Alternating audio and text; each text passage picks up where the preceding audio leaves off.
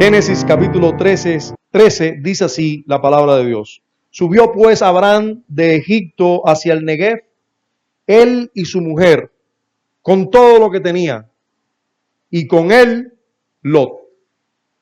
Abraham era riquísimo en ganado, en plata y en oro. Y volvió, por sus jornadas desde el Negev hacia Betel, hasta el lugar donde había estado antes su tienda, entre Betel y Ai, al lugar del altar que había hecho allí antes, e invocó allí Abraham el nombre de Jehová. Vamos a pedirle nuevamente a Dios que sea propicio a nosotros. Padre, nosotros entendemos este momento en el que estamos como un momento muy importante de nuestra semana. Estamos ahora en tu día, convocados por ti, en el día en que tú mandaste a adorarte públicamente, y estamos ante la exposición de tu palabra, la predicación de tu palabra, la aplicación poderosa de tu palabra a nuestras vidas. Es la palabra que has traído a esta iglesia en este momento. Por eso te imploramos que todos podamos estar atentos a ella, y tanto esta persona predicando tu palabra como los que están escuchando, todos te adoremos. Señor, te imploramos que hables a nuestros corazones, que a pesar de este hombre, tú hables, Dios, a nuestros corazones. Y que así, Dios del cielo, así seamos alimentados, pero también enseñados, redarguidos, corregidos, instruidos. Que Dios del cielo, una vez más, tú nos santifiques por medio de tu palabra y también salves a muchos por medio de tu palabra. En Cristo te lo imploramos. Amén. Amén. Los cristianos verdaderos en la historia, después de indagar abundantemente en la revelación escrita de Dios, Dios ha revelado generalmente, ¿verdad?, en su creación, y se ha revelado especialmente en su palabra, en la palabra escrita. Los cristianos históricamente han llegado a la conclusión que Dios, el buen creador de todas las cosas, en su poder y sabiduría infinitos, sostiene, dirige, dispone y gobierna todas las criaturas, todas las cosas. Pastor, ¿cómo es eso? El mosquito que me picó, Dios lo sostiene, lo gobierna y lo dirige. Todas las cosas y todas las criaturas, desde la mayor hasta la menor, por su sapientísima y santísima providencia, que no es otra cosa que el gobierno suyo de todas las cosas. Dios gobierna este mundo providencialmente. Es Él quien gobierna este mundo, todas las cosas.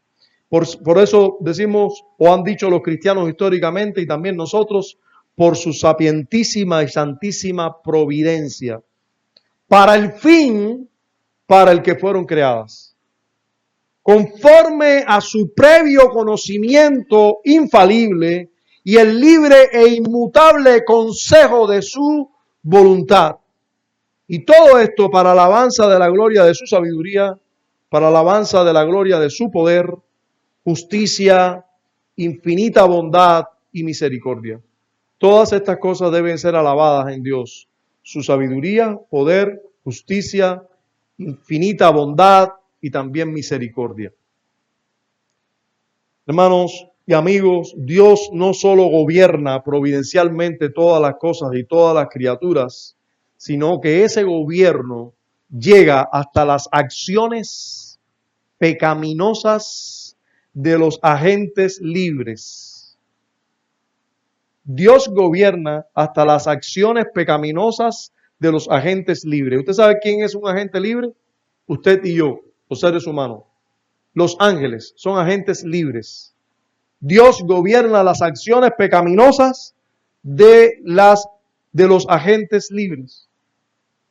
Y esto indudablemente demuestra el poder suyo, la sabiduría suya, Y así lo dice nuestra confesión. Miren cómo lo dice. Estas son las palabras ahora de la Confesión de Fe de Londres de 1689. Dice: el Dios sapientísimo, justísimo y clementísimo a menudo deja por un poco de tiempo a sus propios hijos expuestos a muchas y diversas pruebas y a las corrupciones de sus propios corazones.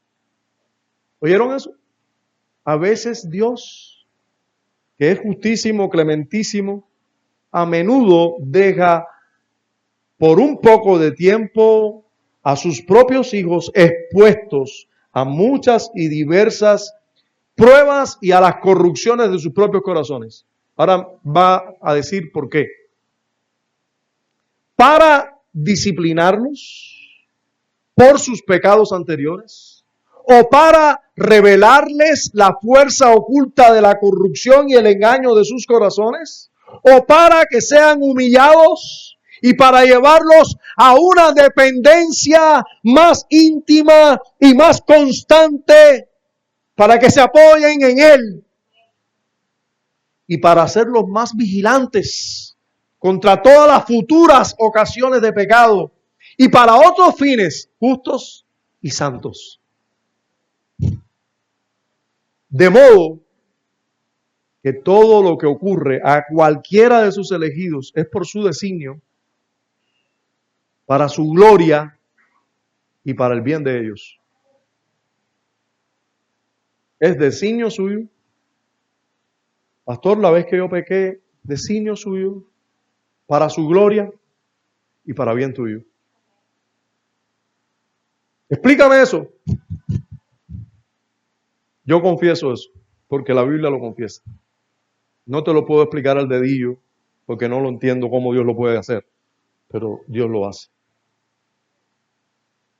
Hoy veremos cómo Abraham y Lot se separan. Pero no debemos dejar de ver la mano de Dios. La mano de Dios en todo esto. La mano de Dios gobernando providencialmente todo este suceso. ¿Quién provocó esta separación? ¿Cuáles fueron las causas secundarias que llevaron a esta separación? Pero la primaria es Dios. ¿Con qué propósito celestial ocurre esta separación? ¿Qué aprendemos de esta separación providencial? Así le vamos a titular a nuestra predicación hoy, exponiéndonos al capítulo 13. La separación, la providencial separación de Abraham y Lot. Bien, vamos hablando o viendo esta providencial separación de Abraham y Lot. Vamos a ver primero el preámbulo de la separación, en esos primeros versos que leímos. Esos primeros versos son solo el preámbulo de esa separación. Miren lo que ocurrió. Primero, el Espíritu Santo nos hace notar algo. Cuando usted comienza a leer el capítulo 13, el Espíritu de Dios, que es el autor número 1 de este libro, de todo la Biblia, nosotros sabemos que Moisés fue el hombre que Dios usó, pero fue el Espíritu de Dios quien inspiró a Moisés para escribirlo. Y yo creo que más que a Moisés, el Espíritu de Dios le dijo a Moisés cómo hacerlo. Y así vemos que el Espíritu Santo hizo notar algo desde el primer verso. Dice el primer verso: subió pues Abraham de Egipto hacia el Negev, él y su mujer con todo lo que tenía, y con él Lot. Y con él Lot. Nosotros sabemos que Dios le dijo a Abraham: sal de tu tierra y de tu parentela a la tierra que yo te mostraré, ¿sí o no? Ahora, ¿Abraham obedeció eso inmediatamente? Unos pueden leer en la escritura que sí, pero si usted lee detenidamente y estudia, vas a darte cuenta que no. Primero salió hasta Harán, pero fue con sus padres, llevó a Lot consigo. Fíjense que él dice, Abraham fue con todas sus cosas y con su esposa, y también con su sobrino Lot. Ven acá, deja tu tierra y tu parentela y ve a la tierra que yo te mostraré. ¿Y por qué vas con tu parentela? Bueno, Algunos creemos que Lot no estaba en los planes, precisamente, aunque sí hubo planes salvíficos para Lot, porque vemos después que Lot era un hombre justo. Nos dice el Nuevo Testamento que el justo Lot afligía su alma justa todos los días estando allí viendo el pecado de Sodoma y Gomorra. Así que era justo, fue un hombre justo. Pero vamos a ver que este hombre justo, indudablemente no, al menos, aunque Dios usó la vida de Abraham quizás para salvar a Lot, aún así no podemos justificar que Abraham haya llevado a Lot, sino que Lot era alguien que no debió haberse ido con Abraham, al menos en la obediencia de Abraham no debía estar ocurriendo esto. El Espíritu de Dios nos muestra que Abraham sale de Egipto, es el centro de atención de Dios en su palabra ahora, Abraham, pero Lot va con él. Sale de Egipto también y regresan a la tierra prometida que Dios le prometió a Abraham y a su descendencia, y para allá va Lot con él. Ahora, se nos narra la condición económica de Abraham. Se nos dice en el preámbulo también que Abraham era riquísimo. Así se usa la palabra. Y Abraham era riquísimo en ganado, en plata y en oro. Por ahí nos han enseñado que los ricos no está bien ser rico. Hermanos, si no está bien ser rico, la Biblia entonces se equivoca. Sea Dios veraz y todo hombre mentiroso. Desgraciadamente se nos ha enseñado, hay un millonario, son millonarios, ese tipo millonario. ¿Por qué? Porque solo tú, que nos enseñas eso, puedes ser millonario. Solo tú puedes tener hoteles, islas y vivir de vacaciones y tus hijos viajar el mundo entero en aviones privados. Y todos nosotros debemos ser miserientos y nosotros esperar lo que viene a la canasta básica, porque solo tú puedes ser millonario, porque tú sí eres bueno, tú sí tienes un corazón bueno. El resto de los millonarios no, tú nada más. Bueno, eso conviene mucho, ese tipo de enseñanza o de doctrina. Pero, hermanos, no es pecado ser millonario. No es pecado tener mucho dinero. Lo que es pecaminoso es amar el dinero. Lo que es pecaminoso es que el dinero te posee a ti. Pero poseer dinero no es malo. Es peligroso. Y de eso vamos a hablar. Porque es que nuestro corazón es engañoso, es perverso. Y las riquezas muchas veces ocupan el lugar que solo le pertenece a Dios. Pero de ahí a decir que tener dinero es malo y es pecaminoso, eso no es cierto. Dios bendijo a Abraham y lo hizo riquísimo. Le dio muchos bienes materiales, sí. No, pero lo que importa es lo espiritual. Sí, lo que importa es lo espiritual. Lo más importante es lo espiritual, pero no quiere decir que tener bienes materiales es malo. No. Malo es que tú ames los bienes materiales por encima de Dios. Malo es que tú ames los bienes materiales por encima del prójimo. Malo es que tú estés dispuesto a hacer muchas cosas por los bienes materiales. Y que tú ames esos bienes materiales, ames el mundo y todas las cosas del mundo. Pero si usted hace uso de los bienes que Dios pone a tu disposición, eso no es malo. Dios bendice de esa manera. Dios bendijo a Abraham de esa manera. Dios le dio bienes. Lo hizo riquísimo. No solamente rico, riquísimo. La palabra que se usa ahí en hebreo es similar a la palabra pesado. Y miren lo que dice Matthew Henry. Riquísimo es pesado.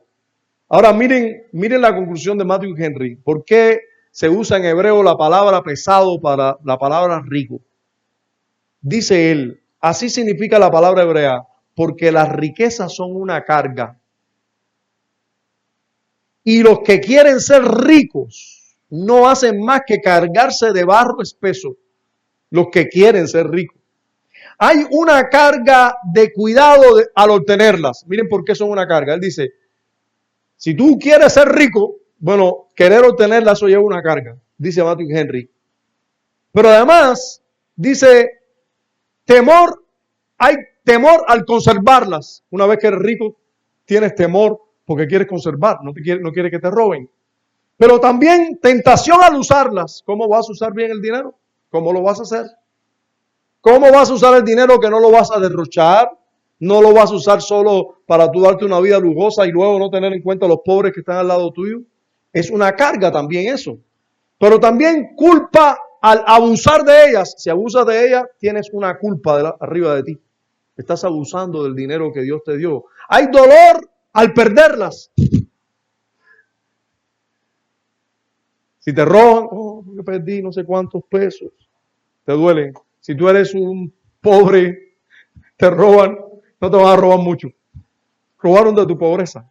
Pero al rico sí le duele cuando pierde, porque pierde mucho, les duele.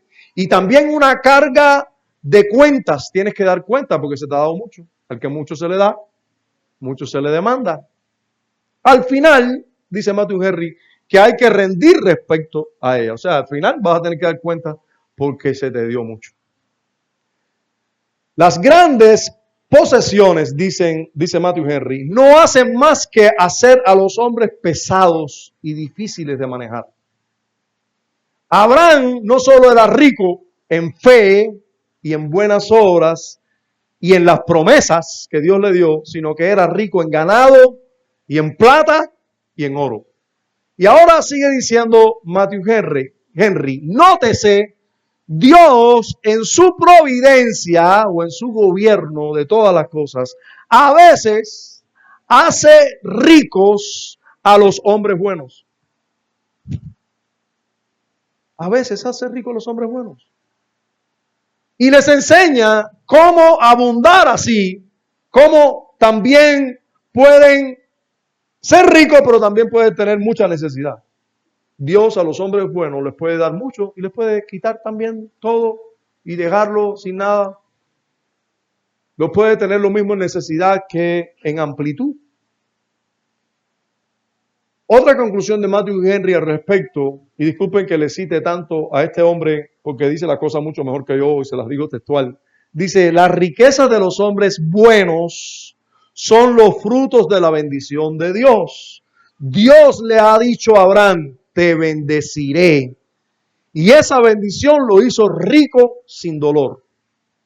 Rico sin dolor. Porque a veces vienen riquezas con dolor.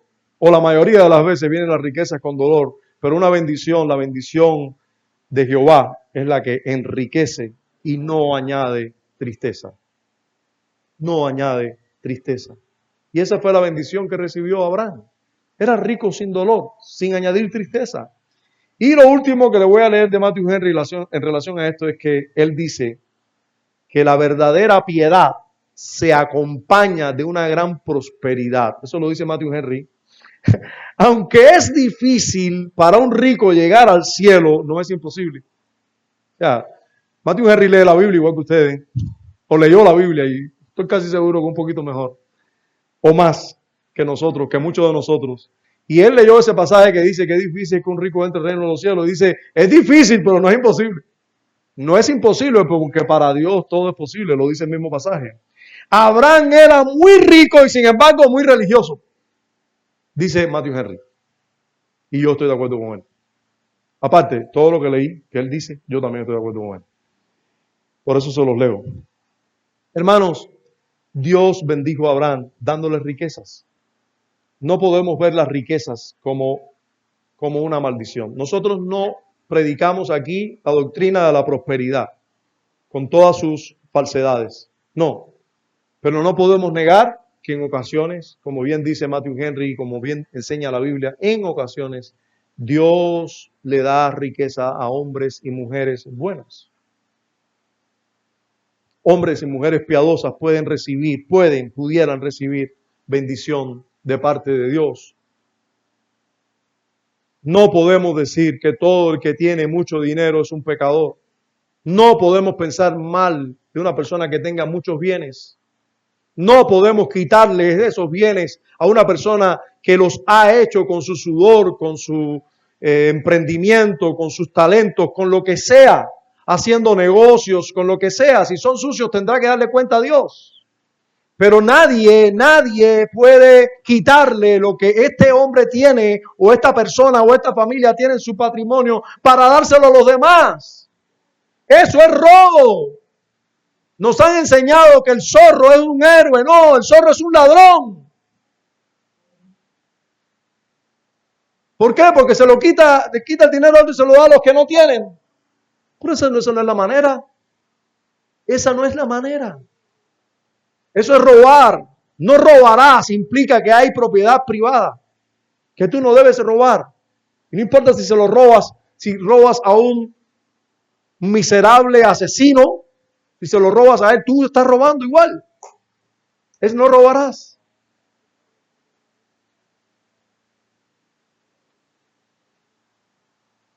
Bien, aprendiendo esto de Abraham, también podemos aprender en este preámbulo hacia dónde se conducen los pasos de Abraham.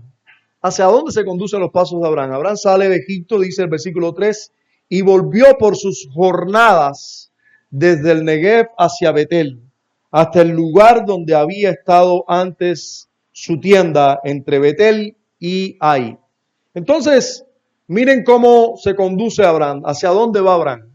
Dice el versículo 4, al lugar del altar que había hecho allí antes, e invocó allí Abraham el nombre de Jehová.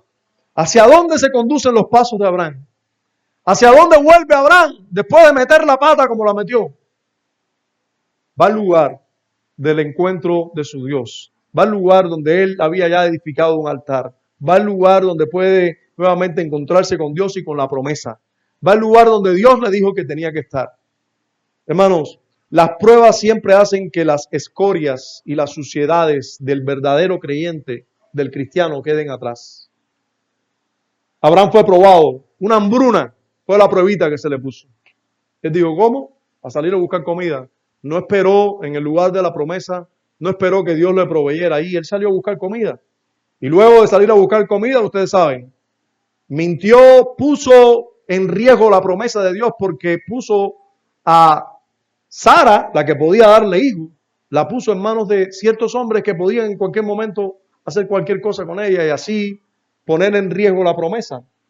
Él hizo todas esas cosas, pero la prueba fue suficiente para que él diga, yo necesito encontrarme nuevamente con Dios. Hasta las caídas o los pecados son usados por Dios para santificar o hacer madurar a sus hijos. Abraham ahora va subiendo al Negev, a la tierra de Dios que Dios le señaló. Jornada tras jornada va en ese rumbo. Así es un creyente, una jornada tras otra, camino al lugar donde Dios nos manda a ir, camino al lugar del encuentro de nuestro Dios. Así, jornada tras jornada, minuto a minuto, en la dirección que Dios le ha indicado. Así vive un creyente. Así vive un verdadero creyente, minuto tras minuto a la jornada, a encontrarse con Dios, a reconciliarse con Dios. No va en este mundo tomando la dirección que Él quiere. No, hermano. Yo realmente miro con signos de interrogación cuando veo a creyentes con una sola cosa puesta delante de ellos. Yo necesito irme de aquí. Y me voy para donde sea. Es peligroso eso. Es peligroso. Es peligroso eso. Porque, ¿a dónde vas? ¿Hay un lugar de adoración donde vas?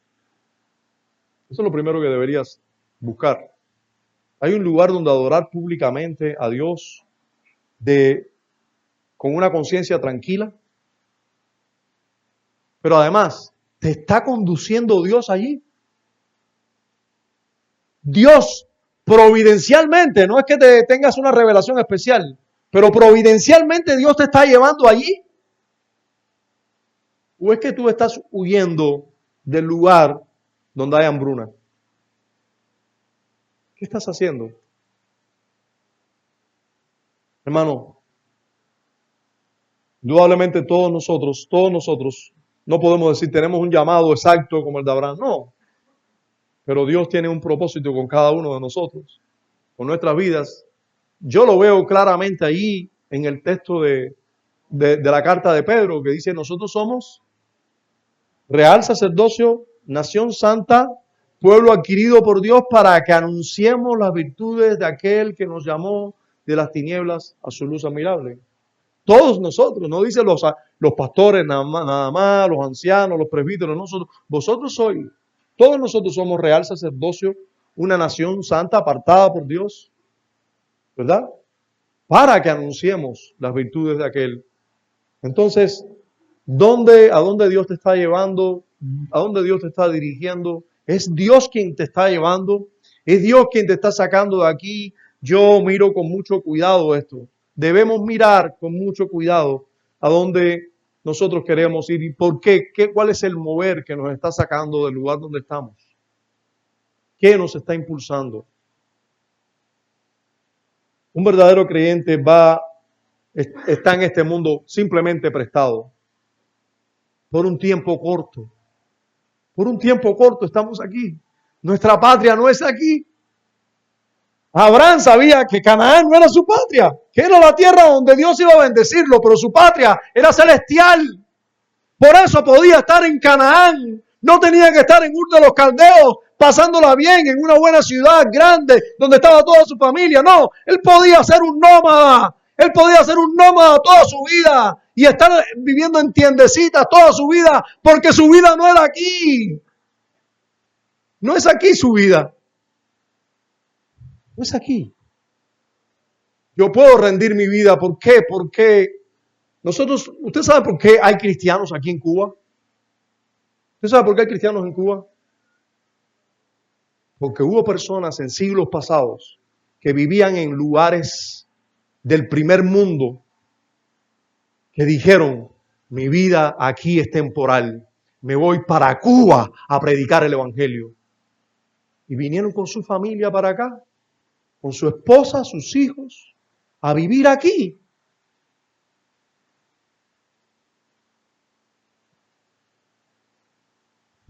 Por eso es que el evangelio ha llegado a cada rincón. Porque hay personas que han dicho, yo no vine aquí, yo no estoy en este mundo para vivir bien. Yo estoy en este mundo para vivir para mi Dios, el que me salvó. Yo no voy a correr a donde hay prosperidad económica. Yo voy a correr para donde Dios me diga que corra.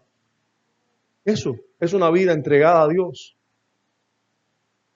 Entonces no puede ser el deseo de un creyente que esté pensando todo el tiempo en mejorar económicamente. Yo les digo, hermanos, usted pudiera decir, no, el pastor recibe seguro alguna ayudita por ahí, le pagan un buen salario a la iglesia, ya él no tiene hijos chiquitos, ya, hermanos, ¿fue siempre esa la realidad del pastor?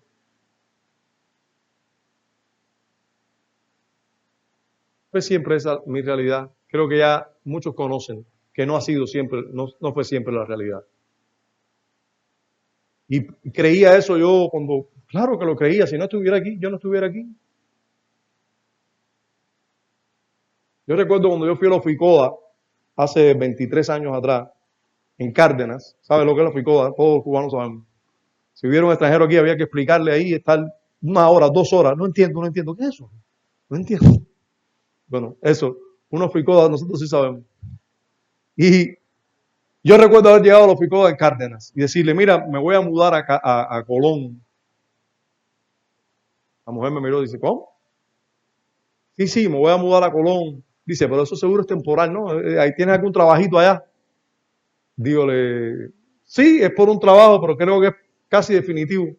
No sé por cuánto tiempo, ¿no? Pero es casi definitivo. Dice, mira, si no es definitivo, no traslades la dirección. Porque una vez que te vayas para Colón, después no puedes volver para acá. Para Cárdenas no hay regreso. Después vas a pasar un trabajo para darte ingreso aquí, porque aquí entonces tienes que demostrar que tú eres de aquí y la familia y toda esa historia. Mira, mejor no te quites de la dirección de aquí de Cárdenas, mantén la dirección ahí. Hermano, ¿por qué? Porque era para acá, porque era para el oriente del país. Yo me acuerdo de mi hijo Alejandro, cuando nosotros nos montábamos en cualquier transporte íbamos para allá, a Arabo. Yo creo que no fue muy lejos, no fue muy lejos para allá, pero no iba para allá y decía, oye papi, yo quisiera siempre que Dios me llevara para el occidente, para el oriente no quisiera nunca.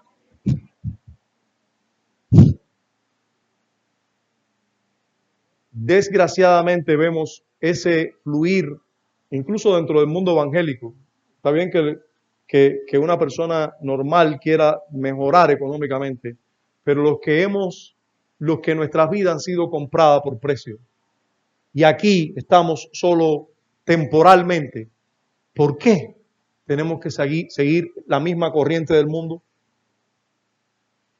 Estoy casi seguro que cuando Abraham iba para el Negev, cuando Abraham iba camino a Betel, había más personas que iban rumbo a Egipto a buscar comida, el hambre, pero él iba para el lugar donde Dios lo había mandado.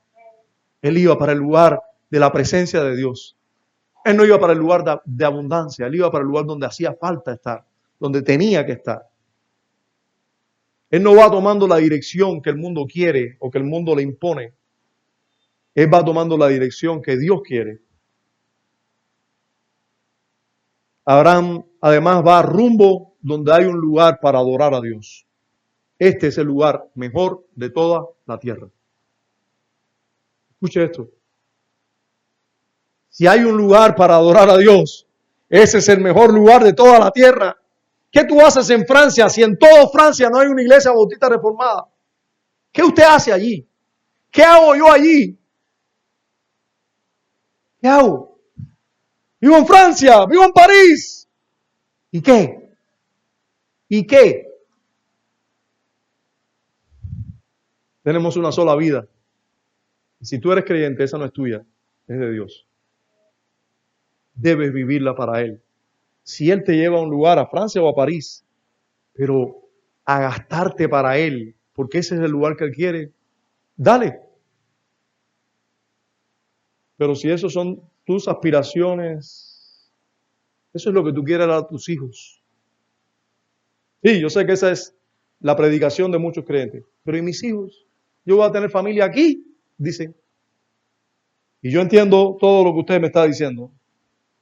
Yo sé lo que me está diciendo. Y cada día, desgraciadamente, nuestro país se va poniendo peor. Sí, yo lo sé. Pero, solo te digo que no seas tú el que anhele salir de aquí. Que sea Dios quien te saque. Que sea Dios quien te lleve. O de lo contrario, sigue aquí porque Dios es Dios. Dios es Dios. Y ustedes ven este país como está, mañana puede ser el mejor país del mundo. No te quepa la menor duda. Sí, yo sé, ahí ahora empezaron las personas a soñar y a volar y los pensamientos a volar. Pero un día en Israel, en Jerusalén, para comerse un poquito así de caca de paloma había que dar una pila de dinero. Y el profeta fue y dijo, mañana, 10 libras de carne de puerco va a costar 5 pesos. ¿Cómo? Ah, tú estás loco. Tú estás loco. Ah, yo estoy loco. Fue para allá uno decirle, oye, tú, eso es falsa doctrina, falsa enseñanza y falsa profecía. Bueno, está bien, mañana va a pasar eso. Y como tú no lo creíste, tú no vas a disfrutarlo. Y ese que vino a acusar al falso profeta, se murió ese mismo día, le pasaron por arriba. Lo aplastaron y no pudo disfrutar la carne de puerco, 10 libras de carne de puerco, 5 pesos. A 50 kilos la libra. La ruina de Jesse. Pero la bendición de todo el pueblo. Hermanos, sí, Dios puede hacer eso. Pero, y si no lo hace, no te podrá sostener a ti. No podrá cuidar de ti. No podrá guardarte de muchos pecados aquí. ¿No te da temor salir para un lugar de prosperidad donde vayas a pecar más? ¿No te da temor eso? Vamos a ver ahora lo que hizo Abraham. ¿Qué hizo Abraham cuando llegó allí? Caminó en sentido contrario, pero llegó inmediatamente. ¿Qué hizo? Invocó el nombre del Señor. Llegó a un lugar donde aquí hay un altar. Yo voy a invocar el nombre del Señor aquí, y adoró y glorificó el nombre de Dios. Pensemos por un momento en los motivos que tenía Abraham para invocar el nombre del Señor. ¿Cuántos motivos tenía Abraham para invocar el nombre del Señor allí entre Betel y Jai? ¿Cuántos motivos tenía? Miren, uno, había llegado a salvo de su viaje. Usted sabe que en Colón hay personas ya que no salen de su casa porque tienen temor. ¿Sabías eso? Bueno, no sé si será verdad, pero el rumor del pueblo es que ayer habían asaltado a dos personas, una muchacha, no sé ni qué tipo de asalto, realmente no escuché ninguna fuente primaria o alguien que me contara, pero yo he escuchado ya de violación a pleno día, asalto a pleno día, quitarle la motorina a no sé quién, a otros lo apuñalearon, le quitaron y lo apuñalearon. Hermanos, eso por supuesto que eso crea pánico. Hay personas que están en puro pánico en este pueblo, realmente. ¿Saben qué? Había menos policía en tiempos de Abraham que ahora. ¿Sí? Menos. Y Abraham llegó a Canaán. Llegó a la tierra. Aunque después se nos va a decir una historia de Abraham y de sus siervos, que yo creo que estaba bien protegido el hombre, porque hizo correr a unos cuantos ejércitos. Así que parece que el hombre estaba bien apetrechado, pero es que a nosotros no nos dejan apetrecharnos. No nos dejan defendernos. Las leyes van en contra de nosotros. Sí, en serio. Y eso sí es triste. Que las leyes sean en contra del bueno es triste. Bueno, había llegado a salvo de su viaje. Él tenía motivos para dar gracias a Dios. Él tenía motivos para glorificar a Dios porque pudo haber sido asaltado, puede haber muerto cualquiera de sus familiares, pudieron haberle quitado todos los bienes que tenía y era riquísimo. Pudo haber perdido mucho, llegó a salvo, glorificó a Dios por eso. Pero había más motivos para dar gracias a Dios e invocar el nombre de Dios. Había pecado y debía meditar en su mal buscando un profundo arrepentimiento. Señor, aquí estoy delante de ti. ¿Qué he hecho yo? Me he ido de la tierra donde tú me pusiste. Fui a buscar refugio en Egipto. Allí mentí como un mentiroso.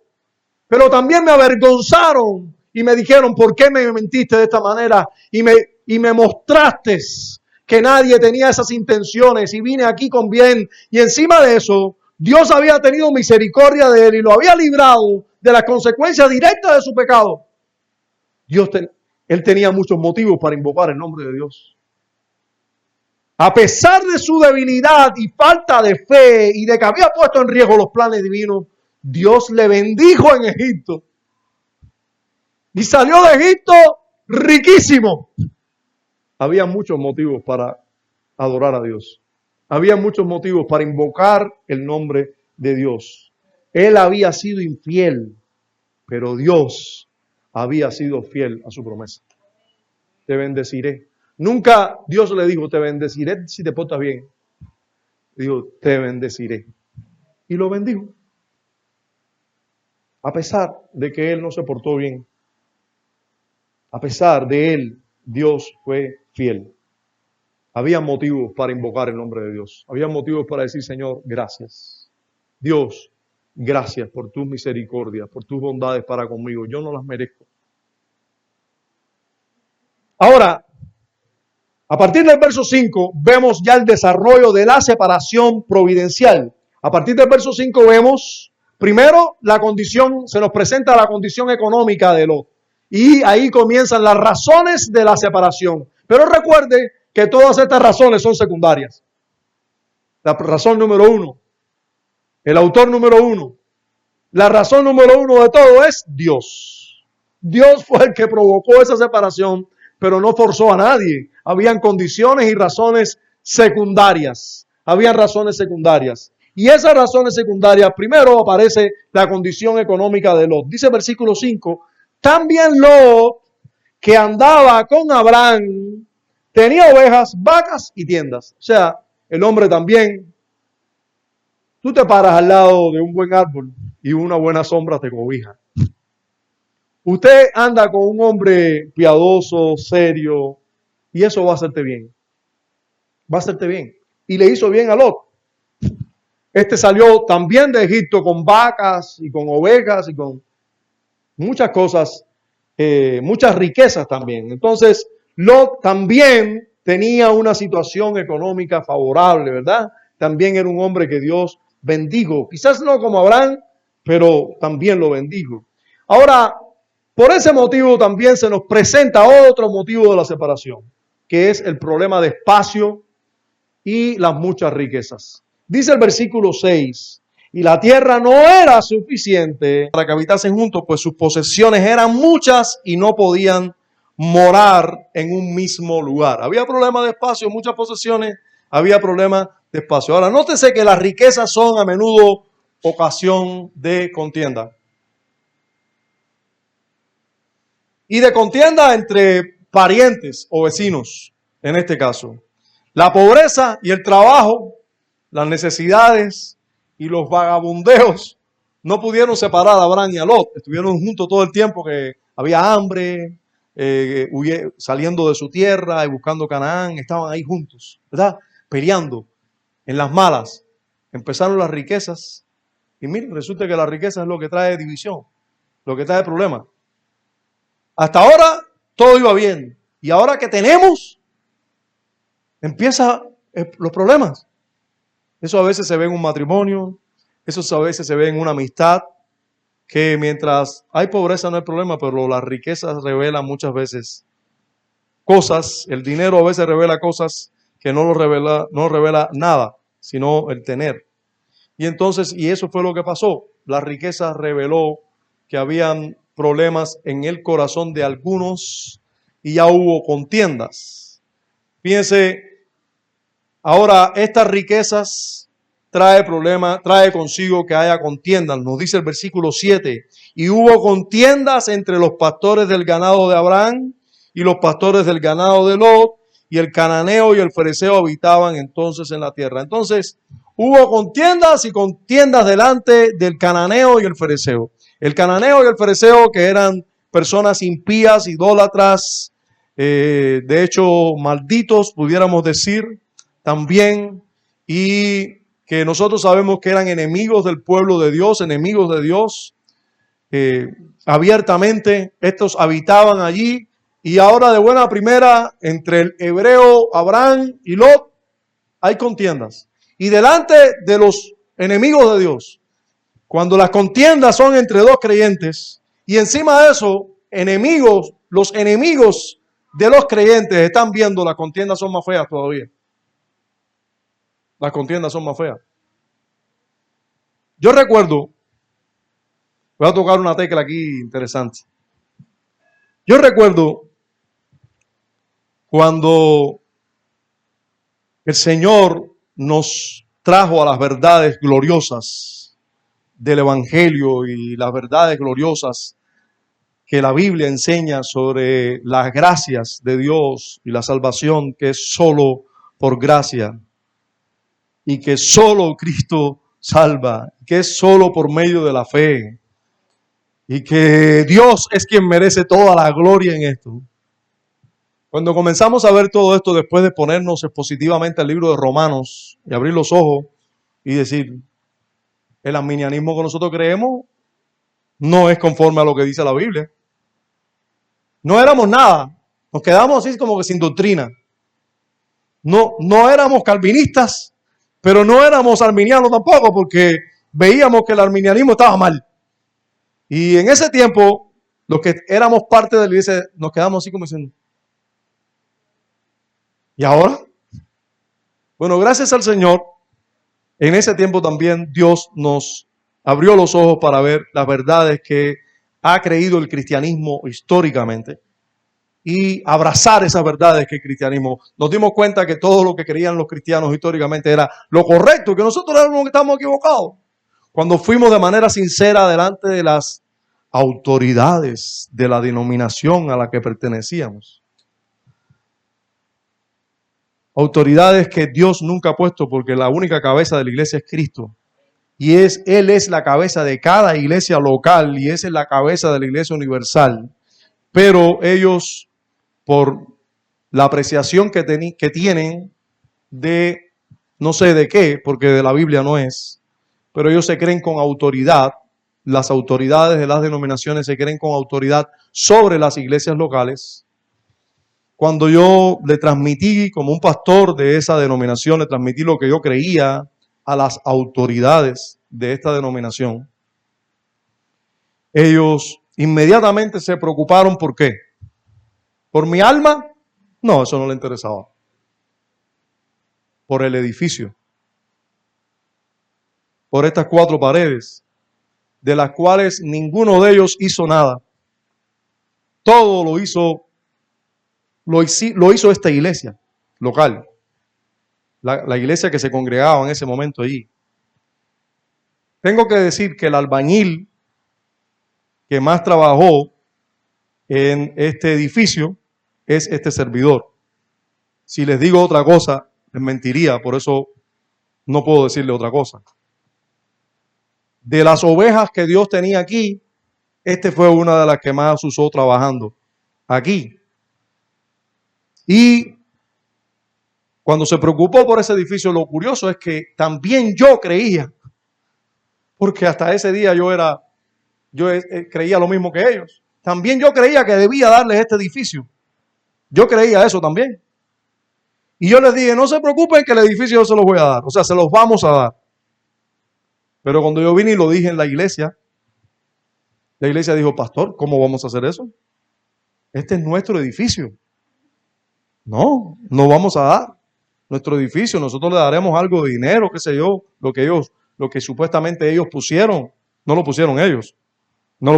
Siempre fueron hermanos de otras iglesias en el extranjero que apoyaron aquí, dieron algún dinero para ayudar a esta iglesia a hacer lo que hicimos. Pero nunca fue dinero de la denominación para aquí, ni mucho menos, ni de tan siquiera de otras iglesias cubanas, ni tan siquiera eso. Pero yo creía que era de ellos. Imagínese usted. Y yo tenía un problema en mi conciencia grande, pero por la gracia del Señor, 15 días después de que esto pasó con la denominación, con los líderes de la denominación, o los que se ponen como líderes de la denominación, 15 días después de yo salir o de ellos decirme que si nosotros no creíamos lo que ellos creían, yo tenía que irme. Por supuesto, yo solo, la iglesia o los otros miembros también era propiedad de ellos, dicen ellos. Curioso, ¿eh? Todos de ellos. ¿Y eso respaldado por quién? No, por Satanás, porque Dios no respalda eso. O sea, usted puede buscar en toda la escritura y hay solo 2 iglesias, 2 términos que definen la palabra iglesia.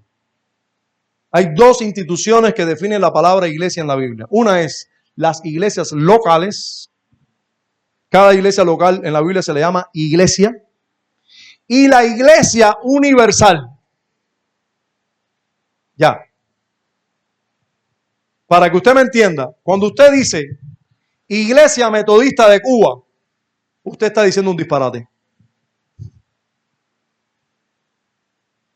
Yo sé que todos no pueden entender esto, pero yo sé que ustedes son inteligentes. Estoy hablando de otra gente que no lo entiende. Iglesia Metodista de Cuba, eso es un disparate. Porque ¿dónde se reúne la Iglesia Metodista de Cuba? La iglesia siempre es una asamblea que se congrega en un lugar. O es la asamblea universal de creyentes que todos estamos delante del trono de Dios de manera espiritual en el día del Señor. Todos nosotros, los verdaderos cristianos, nos reunimos en el mismo lugar siempre, delante de la presencia de Dios, donde quiera que estemos. La iglesia universal adora a Dios en espíritu y en verdad, donde quiera que esté. Esa iglesia se reúne siempre en el mismo lugar. Es una asamblea que se reúne los santos que ya están con el Señor, con los que estamos aquí, nos adoramos en el mismo lugar, en la presencia de Dios. Ahora, lo otro que se le llama iglesia en la Biblia es las iglesias locales, que acuerdan por eso a la iglesia de Dios que está en Roma, en una ciudad ahí. Pero Iglesia Metodista de Cuba es un disparate. porque ni es local ni es universal, es nacional y por lo tanto es las iglesias metodistas en Cuba. Esas son las iglesias locales. Eso es un planteamiento que es conforme a la verdad. Decir la iglesia metodista de Cuba es una contradicción en sí mismo. No hay una iglesia metodista en Cuba, a no ser que haya una sola iglesia. Si hay una sola iglesia local en Cuba, metodista, entonces esa sí es la iglesia metodista de Cuba, porque es la única, es una sola iglesia local. Pero no, eso es un grupo de iglesias que tienen una misma convicción. Ahora, yo recuerdo que 15 días después de nosotros separarnos o ellos decirnos que teníamos que ir, que yo tenía que irme de la denominación, 15 días después, bueno, a Dios gracias, la mayoría de los miembros que aquí estaban dijeron, pastor, a donde usted vaya nosotros vamos. A Dios gracias por eso. Nosotros creemos lo mismo que tú crees y nosotros hemos comprobado que lo que tú enseñas es por las Escrituras. Aunque yo les di incluso el derecho a esos líderes religiosos de venir aquí entrevistar a los miembros de la iglesia en ese tiempo. Por cierto, las preguntas eran muy teológicas. Muy teológicas. ¿Cuántos de ustedes hablan jerigonzas? Bueno, hablan en lenguas. Usted sabe, ¿no? Jerigonzas. ¿Cuántos de ustedes? ¿Tú hablas jerigonza? No. ¿Cuántas veces el pastor habla jerigonza en el culto? Esas son las preguntas teológicas. ¿Hablan en lenguas? Preguntaban así, hablan en lenguas, pero para hablar las cosas como son. Ellos le llaman hablan en lenguas, pero eso no es hablar en lengua. Lo que hace el mundo pentecostal, carismático hoy en día es hablar jerigonzas. Racata, vaquita, pira, papató. Eso es jerigonza. Eso no es palabra con ningún sentido. No, si usted tiene la duda, no, mire, venga, yo le voy a sacar de la duda. Eso es jerigonza. Eso es hablar disparates, palabras sin sentidos. Nunca Dios dio el don de hablar palabras sin sentido. Cuando Dios dio el don, dio dones de lenguas humanas. Lenguas. Y el pasaje de 1 Corintios es una exageración. Si yo hablase lenguas humanas o angélicas y no tengo amor, nada soy. Si yo tuviese la fe que trasladase los montes, es una exageración, una hipérbole. Ya, eso es un uso literario. Pero no es porque ahora todo el mundo tiene lengua angélica. Ah, no, pastor, la lengua mía es angélica. ¿Tú no la entiendes porque es angélica? No, claro. No tengo un ángel que venga aquí a cacharte la cabeza, chicos, para que no digan más que es una lengua angélica. Son jerigonzas. ¿Tu pastor habla jerigonza en el culto? No, yo creo, a veces. Sí, porque yo hablaba jerigonza también. Es muy fácil. Raca, patata. Es muy fácil. Entonces, no me mire así. Te avergonzaste de mí porque hablaba jerigonza. Yo no sabía que él hablaba jerigonza. Yo no vengo más aquí.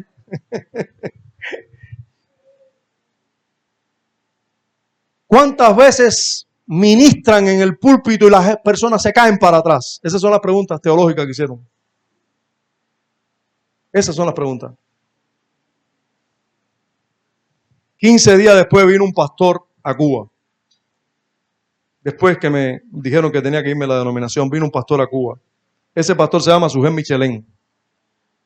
Y yo pude entrevistarme con Sujén Michelén, porque me dieron la posibilidad de estar en las conferencias donde él estaba. Dios hace cosas así, qué raro, ¿eh? Qué raro.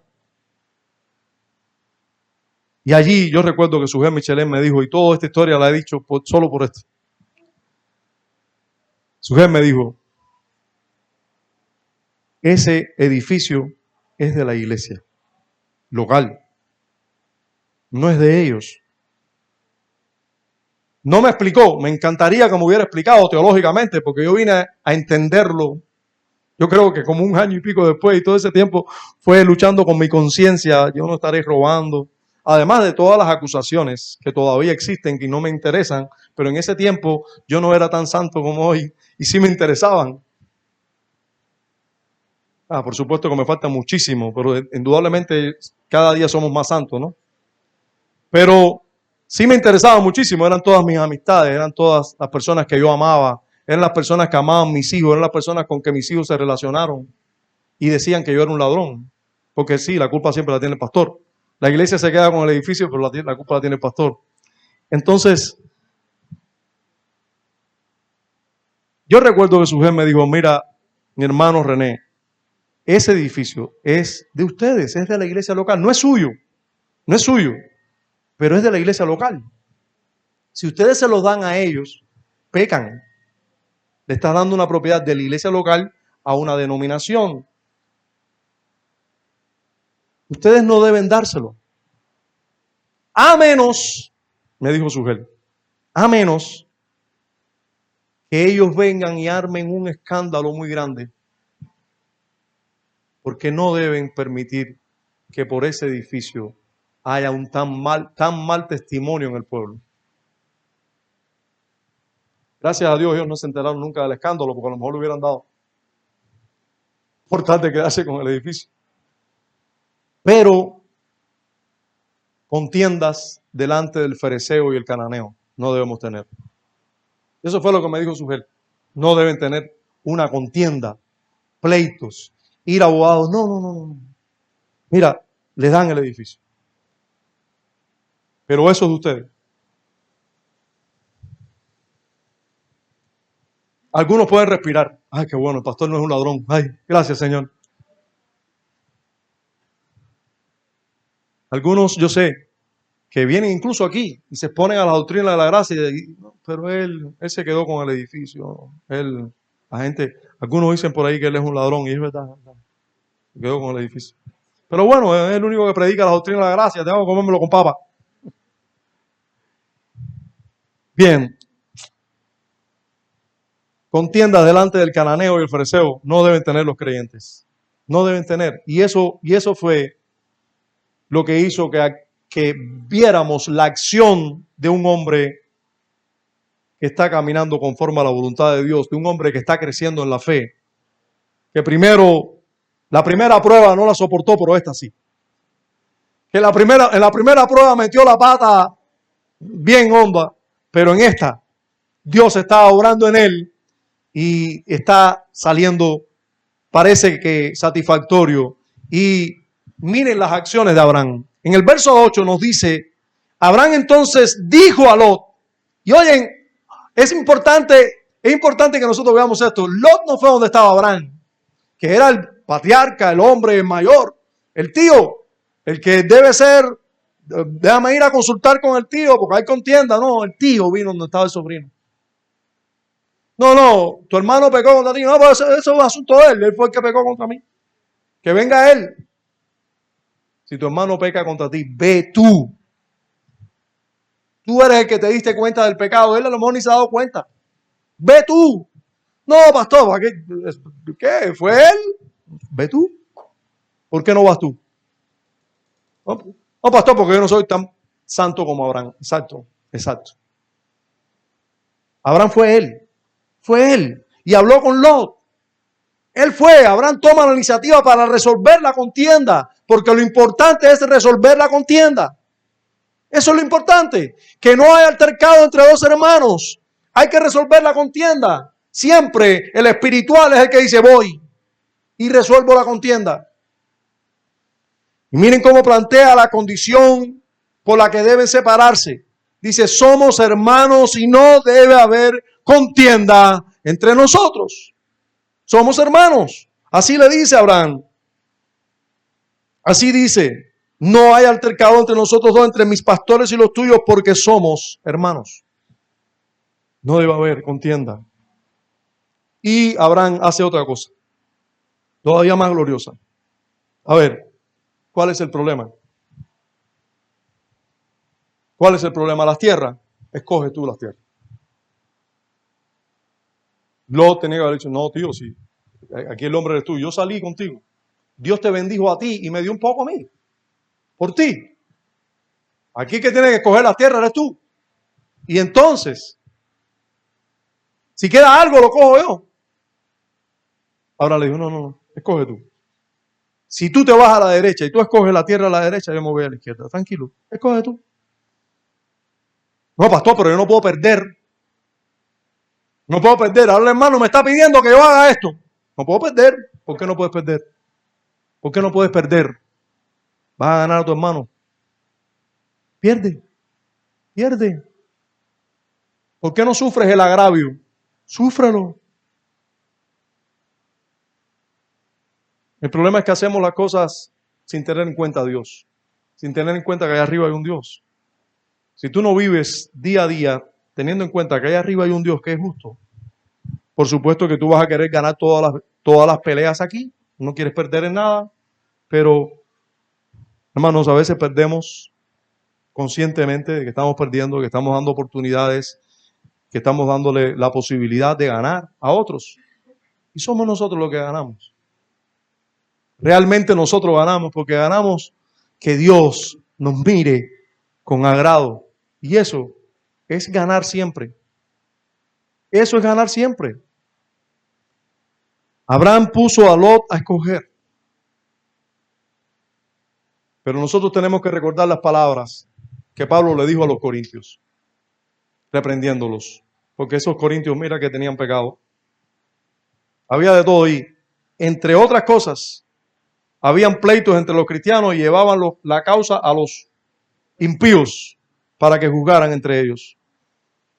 Y en ese contexto Pablo les dice, sino que el hermano con el hermano pleitea en juicio, y esto ante los incrédulos, ante el cananeo y el fariseo. Así que por cierto, dice 1 Corintios 6 al 8 que estoy leyendo, lo que estoy leyendo. Así que por cierto, es ya una falta en vosotros que tengáis pleitos entre vosotros mismos. ¿Por qué no sufrís más bien el agravio? Oye, que tú me pisaste. Oye, que sí que te pisé, ¿y qué pasó?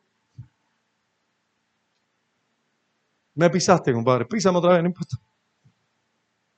Sufre el agravio. Estoy diciendo un ejemplo muy distante. A veces son cosas más serias, más importantes, nos duelen más que un pisotón. Fue que, no sé, que se metieron con un hijo mío. Un hermano lo regañó. Lo sentó de penitencia. Y yo aquí, soportando. ¿Y qué voy a hacer ahora? ¿Fajarme con el hermano? ¿No? ¿Sufro el agravio? ¿Sufro el agravio? Oye, pero el hermano lo hizo así. ¡Bum! Y lo sentó ahí. Yo nunca le hago eso. Me dije, bueno. Mi hermano, yo no lo haría así, pero bien hecho. Tú eres mi hermano. Y yo sé que lo hiciste por el bien de él. Porque te contestó, porque siguió corriendo y tú le dijiste que no corriera más. Yo sé. Y sufro el agravio. Sufro el agravio. O me voy a pelear con todo el que no se comporta como yo quiero que se comporte. Sufro el agravio. ¿Por qué no sufrís más bien el agravio? ¿Por qué no sufrís más bien el ser defraudados? Pero vosotros cometéis el agravio y defraudáis, y esto a los hermanos. Eso hacían los corintios. Bien, Abraham sufrió el agravio. Lot, escoge tú primero.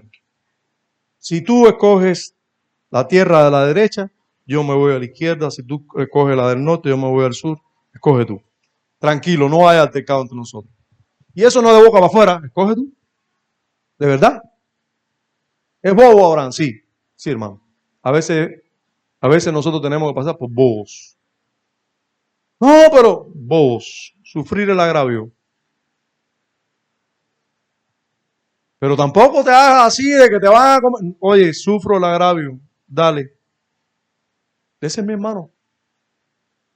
Voy a tener yo altercado con él. No, no está bien. Arriba.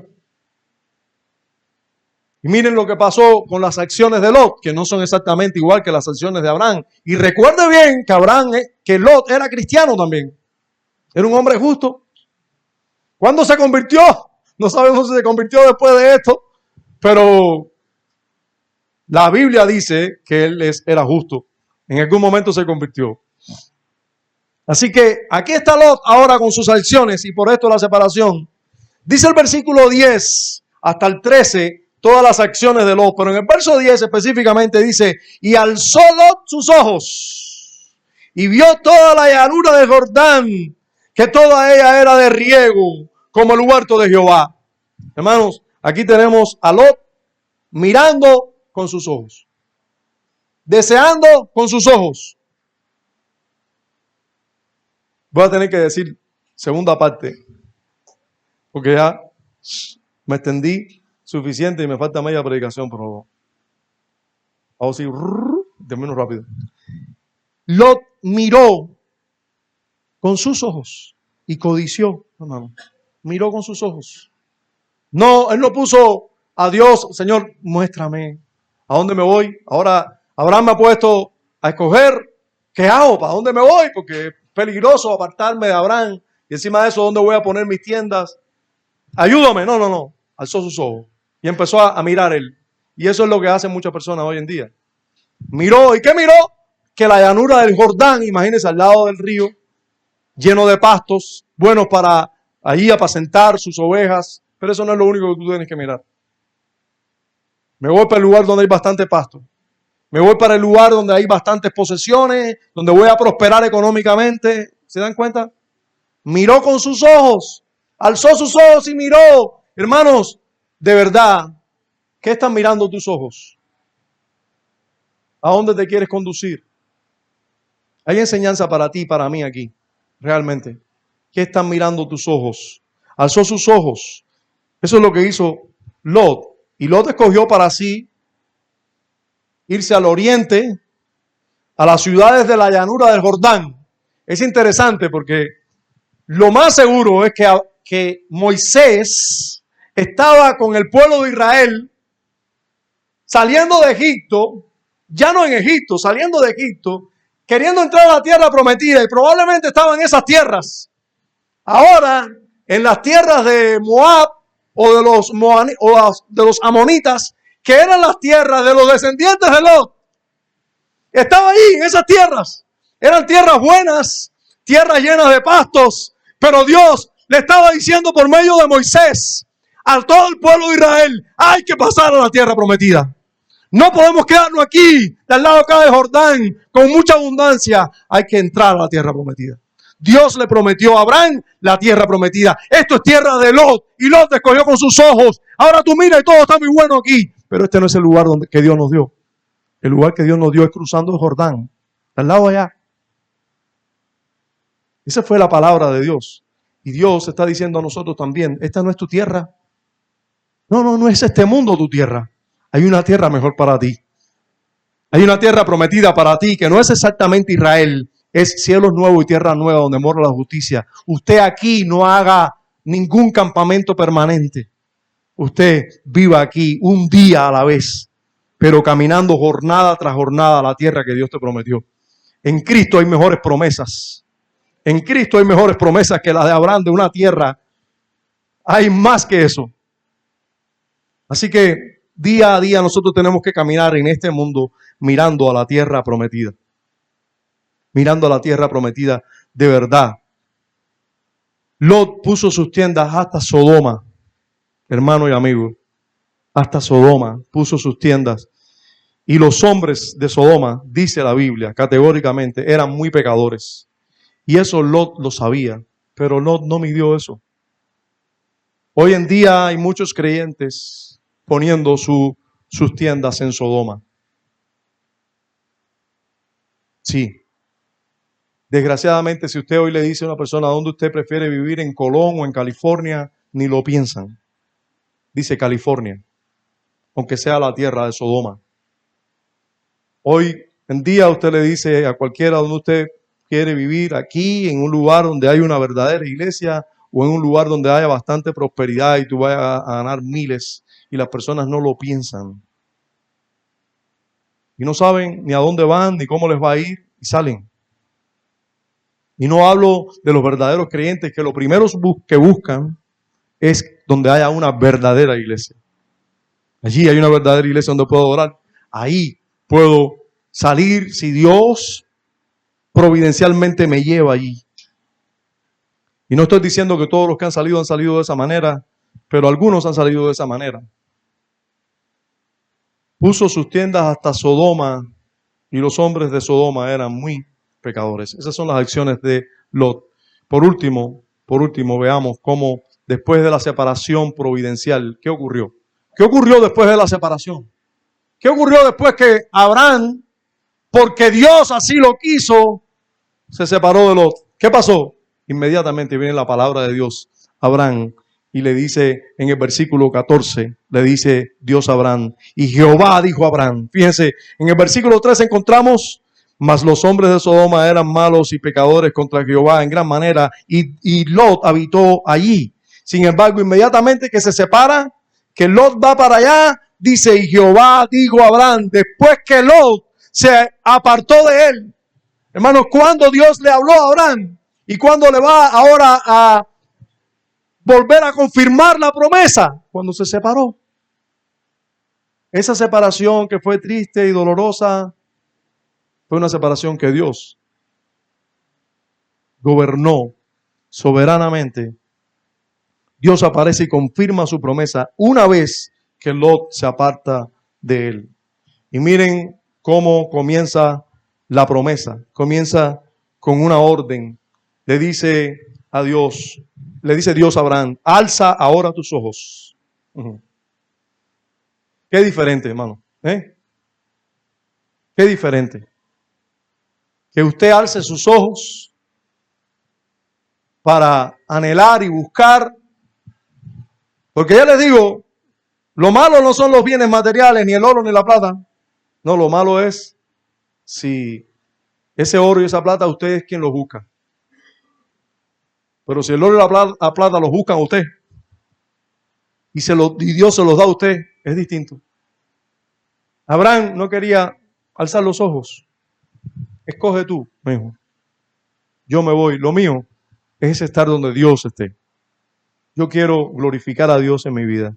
Y a esas personas Dios les dice, muy bien, alza ahora los ojos.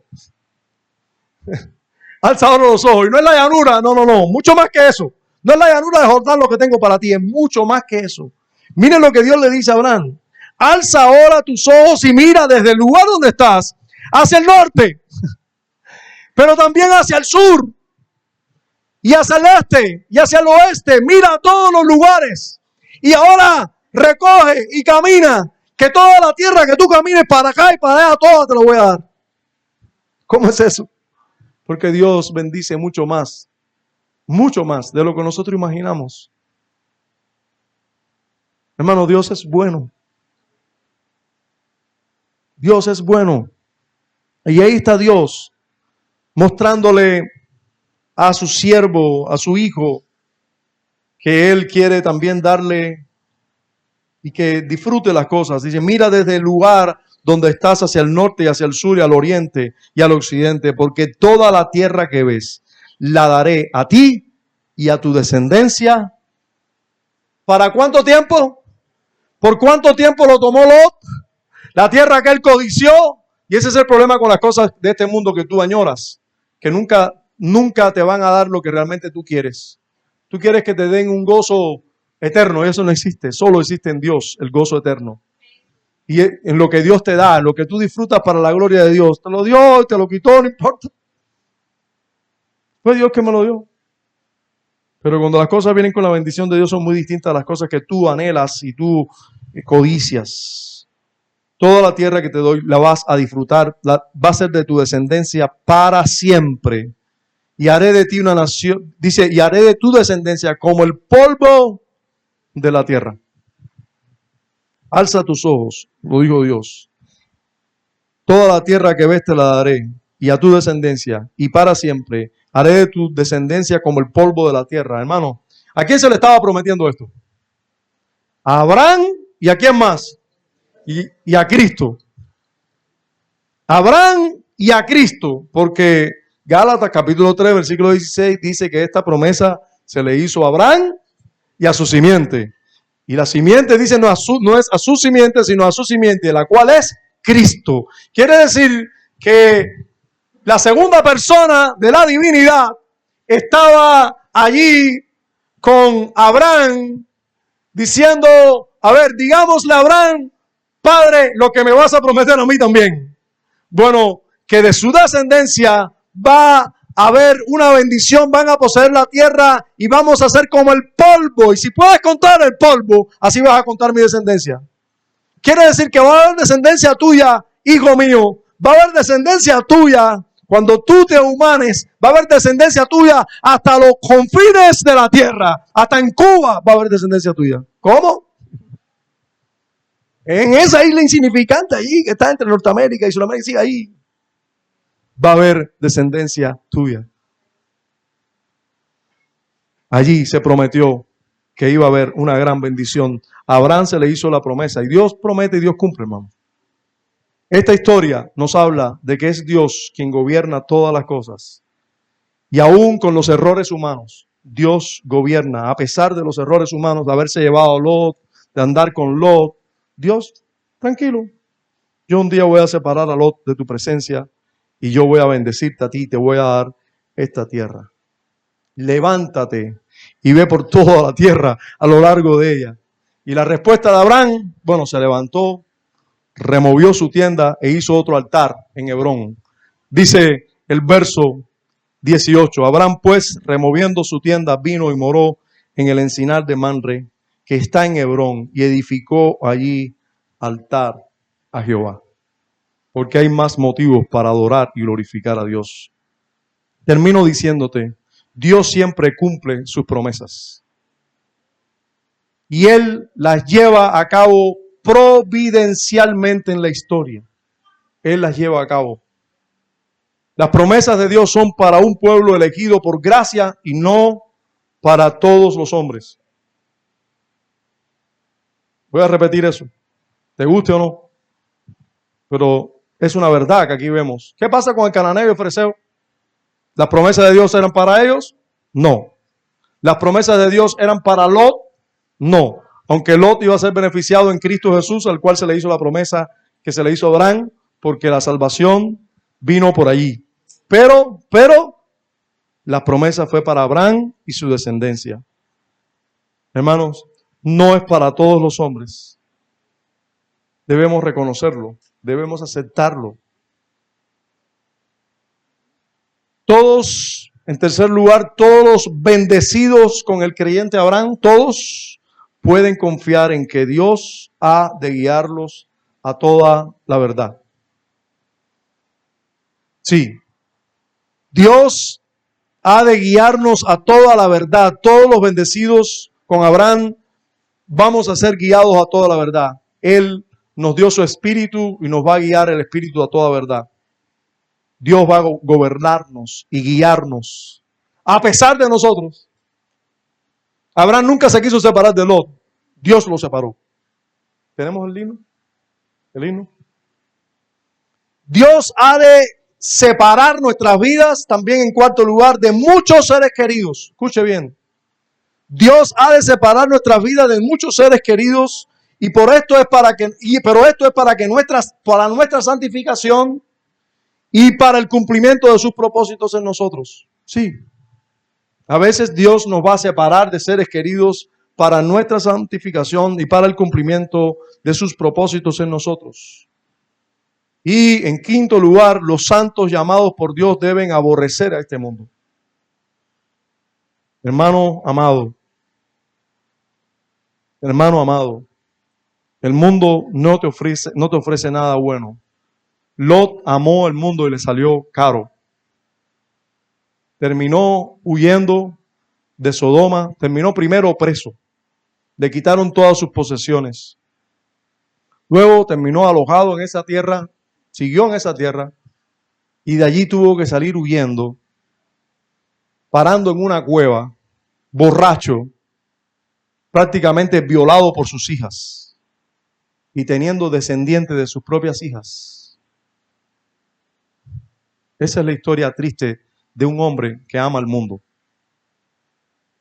Termina enredado en los pecados del mundo y su final no es nada agradable. Los santos llamados por Dios deben aborrecer a este mundo, porque la amistad del mundo es enemistad contra Dios. Primera Timoteo nos advierte del amor a las riquezas.